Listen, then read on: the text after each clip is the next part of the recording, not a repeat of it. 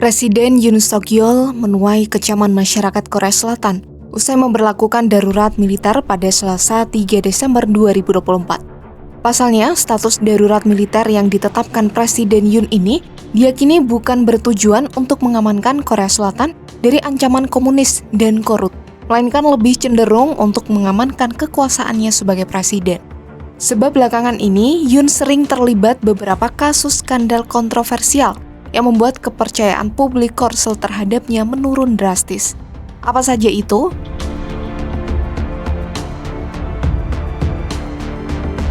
Sorotan terhadap Yoon Suk-yeol sudah dimulai sejak ia menjabat sebagai presiden pertengahan 2022.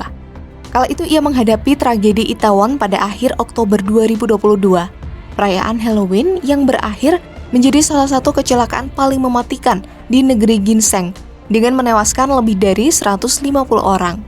Masyarakat juga menyalahkan pemerintahan Yoon atas inflasi pangan, ekonomi yang lesu, dan meningkatnya pembatasan kebebasan berbicara.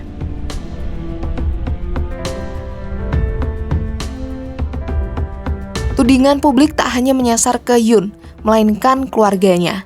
Yoon sempat dituduh menyalahgunakan hak veto presiden, khususnya untuk membatalkan RUU yang membuka jalan bagi penyelidikan khusus atas dugaan manipulasi saham oleh istrinya, Kim Ko-ni. Ia juga terus mengalami kerusakan reputasi lebih lanjut ketika istrinya diam-diam menerima tas tangan desainer senilai 31,7 juta rupiah sebagai hadiah. Belum lagi ibu mertuanya, Choi Eun-sun, dijatuhi hukuman 1 tahun penjara karena memalsukan dokumen keuangan dalam transaksi real estate. Namun ia dibebaskan pada Mei 2024.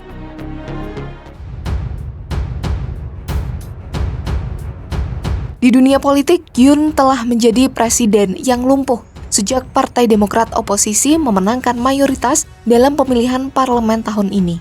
Mereka baru-baru ini memangkas anggaran Yoon.